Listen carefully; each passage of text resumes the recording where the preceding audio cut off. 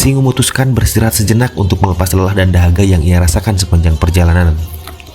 Sapu tangan kuning dengan motif bunga-bunga mengingatkan Singh kepada pujaan hatinya yang sudah bertahun-tahun tidak tergarap. Di scene ini, sang sutradara mencoba menghadirkan seorang Zivani Kaur yang tidak lain adalah istri Isar Singh. Ilusi scene ini mendeskripsikan bagaimana seorang Zivani yang memiliki karakter cerewet, bawel dan cemburuan tidak suka dengan kelakuan suaminya yang mencicipi manisan yang diberikan Gulwarin. Singh mencoba mengklarifikasi bahwa Gulwarin hanya ingin berterima kasih dengan menawarkan manisan kepadanya, dan Singh pun mencicipi manisan tersebut sebagai bentuk respect terhadapnya. Dari ilusi berlanjut menjadi flashback. Singh teringat momen di mana pertama kali ia dan Zivani dipertemukan dalam sebuah transportasi konvensional bertenaga kuda berbahan bakar gerabah alias Delman bin Andong dari selai sapu tangan kuning yang tertinggal, lalu dipertemukan kembali di pekarangan kuil hingga akhirnya berujung di sebuah pelaminan. Semuanya dikemas secara singkat dengan balutan musikal yang khas mengiringi perjalanan indah dua sejoli yang terpisah oleh jarak dan waktu.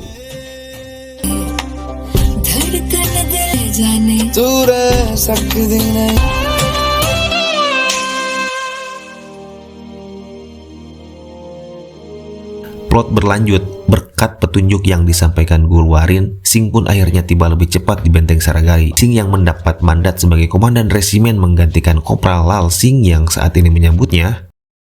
मैं नायक लाल सिंह और ये सिपाही गुरमुख Singh, lump operator. आज से यहाँ चार्ज मैं लूंगा। नशा और कौन मचा रहा है? Merasa penasaran dengan riuh suara keributan dari dalam benteng, Singh pun lalu masuk beserta 3 orang prajurit lainnya untuk segera mengetahui apa yang sedang terjadi. Ya, ternyata sabun ayam. Sarana hiburan prajurit Saragari ini menjadi sambutan di hari kedatangan komandan baru mereka, Sersan Isar Singh. Lal Singh berupaya menyiapkan prajurit namun suaranya kalah keras dan diacuhkan. Isar Singh yang geram lalu menembakkan peluru ke udara untuk membubarkan kerumunan. Sontak seluruh pasukan terdiam dan berbalik badan. Lal Singh memperkenalkan komandan baru mereka yang bertugas di pos komunikasi Saragari. Total ada 21 prajurit Sikh dan seorang juru masak di pos komunikasi ini. Meskipun benteng ini hanya berfungsi sebagai pos komunikasi, namun menurut Singh, prajurit itu harus senantiasa mengenakan seragam seperti halnya Gurmukh Singh yang selalu dalam keadaan siap siaga.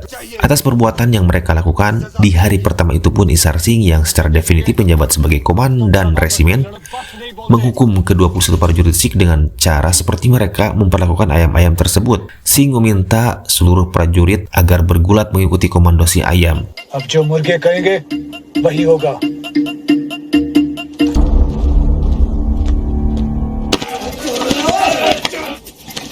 Sementara para prajurit menjalankan hukuman, Isar Singh yang gemar berkebun melakukan aktivitas favoritnya di belakang benteng. Lagi-lagi di sini kembali ilusi scene diperlihatkan di mana Zivani mengkritisi keputusan Isar Singh yang menghukum prajuritnya dengan irasional. Namun Singh mengklarifikasi jika keputusannya itu bukan tanpa alasan. Ia berpendapat bahwa seluruh prajurit Sikh membawa reputasi dan kehormatan suku Sikh. Jika ada kesalahan kecil saja, bukan hanya resimen yang ternodai, tapi seluruh masyarakat Sikh akan ternodai. Singh terhenti sejenak dari aktivitasnya lantaran ia mendengar sorak-sorai prajurit yang bernyanyi. Singh pun lalu masuk untuk mengetahui apa sebenarnya yang terjadi.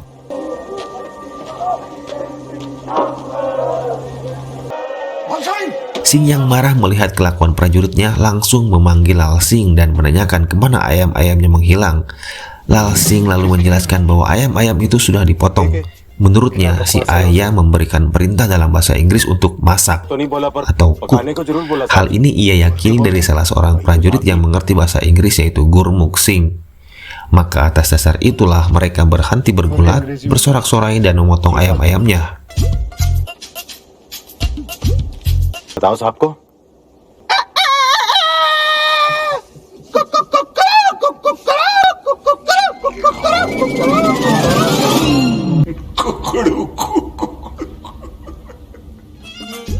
सजा को ढंग से पूरा कराने की किसकी जिम्मेदारी थी लाल Singh? Lal Singh yang bertanggung jawab atas masalah ini mendapatkan hukuman puasa mutih selama 1 minggu penuh. Namun di saat bersamaan seluruh prajurit mengajukan keberatan dan akan ikut puasa mutih bersama Lal Singh selama 1 minggu penuh. Isar Singh yang merasa tertantang sejauh mana solidaritas prajurit Sikh ini bertahan, lalu menambah durasi hukuman puasa mutihnya menjadi 2 minggu. सजा को 2 हफ्ता कर देते हैं, ठीक है?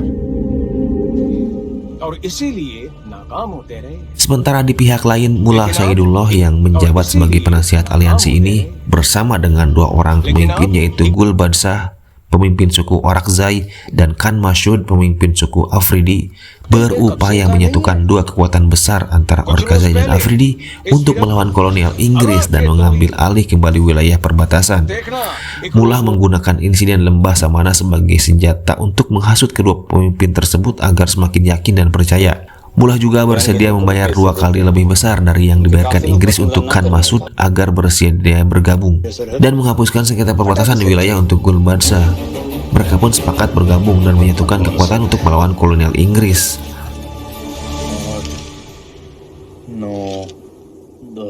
Scene berpindah di mana prajurit Resimen Sikh yang memasuki hari kedua hukuman puasa mutih terlihat lesu. Singh yang merasa terharu melihat prajuritnya kelaparan kemudian memanggil kuda dan sang juru racik untuk segera memasak.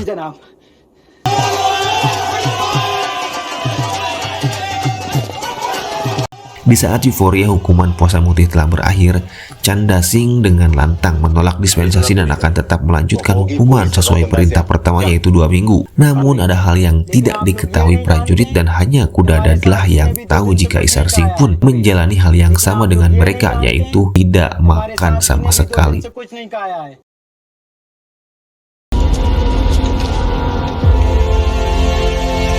Di momen inilah semua sangkaan negatif prajurit terhadap Isar Singh terpatahkan.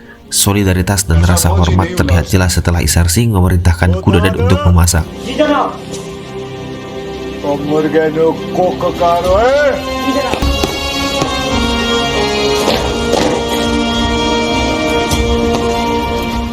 तो फिर से पहला हमला सारा गढ़िए पे होगा वहां से Plot berlanjut sekitar 450 km jauhnya ke tempat di mana Mullah Saidullah, Gul Badsah, Khan Masud, dan beberapa pemimpin suku lainnya berkumpul mengatur dan menyusun strategi untuk menjatuhkan ketiga benteng pertahanan kolonial Inggris.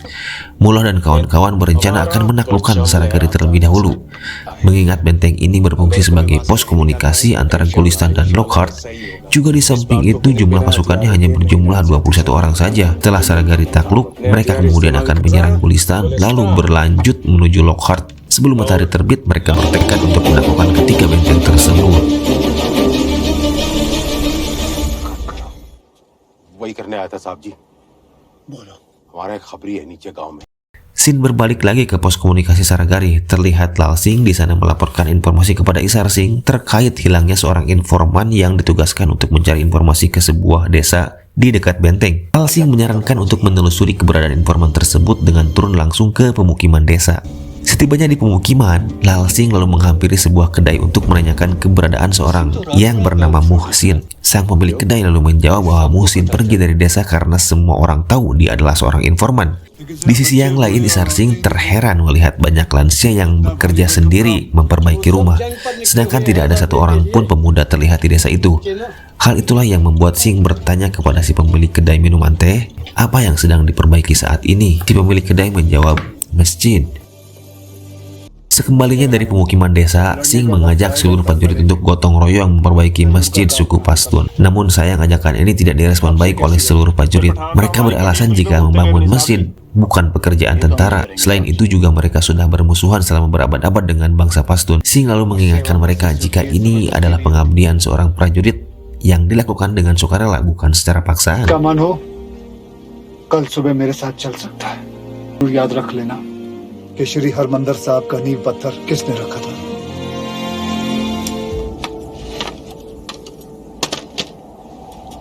Scene berpindah 230 km ke arah timur dari Saragari, tepatnya di benteng Lockhart, di mana Letnan Kolonel Hauchon melalui kamera kompurnya menangkap suatu pergerakan yang mengarah ke Saragari. Hauchon lalu memerintahkan anak buahnya untuk mengirim pesan heliograf ke Saragari.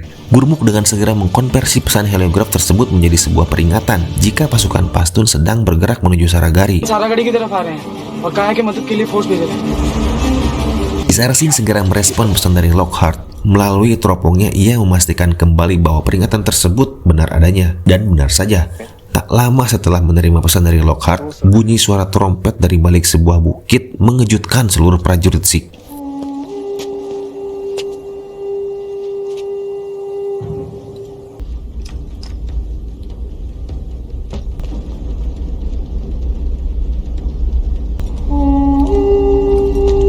Genderang perang mulai bergema. Saidullah membuka peperangan ini dengan mengeksekusi seorang perempuan yang tak lain adalah Gulwarin. Tak diceritakan bagaimana dan siapa yang menangkap Gulwarin ini, namun yang jelas dia sudah digiring dan dieksekusi mati di depan Isar Singh.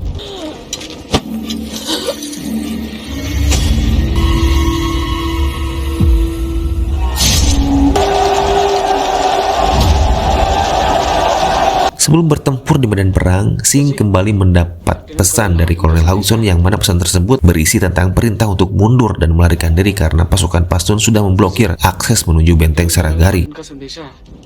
Namun sebelum benar-benar turun ke medan perang, Singh meminta seluruh prajurit untuk mempertimbangkan kembali apakah mereka siap untuk bertempur melawan 10.000 pasukan Pashtun atau mengikuti perintah Kolonel Hauson untuk kabur. Hal ini memicu gelak tawa dan sedikit perdebatan yang kemudian berujung pada bangkitnya jiwa patriotisme dan marwah prajurit Sikh setelah Isar Singh memberikan pidato revolusionernya di hadapan 20 prajurit Sikh.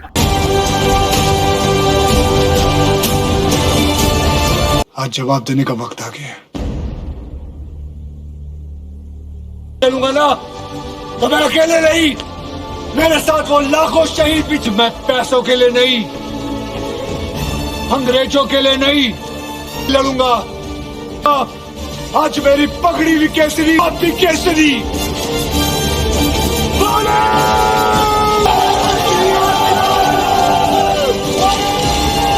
Lesakan timah panas Isar Singh sejauh ratusan meter berhasil menembus badan sang eksekutor mati Gulwarin. Hal ini memantik amarah para pemimpin pasukan aliansi suku Pashtun dan perang besar pun pecah.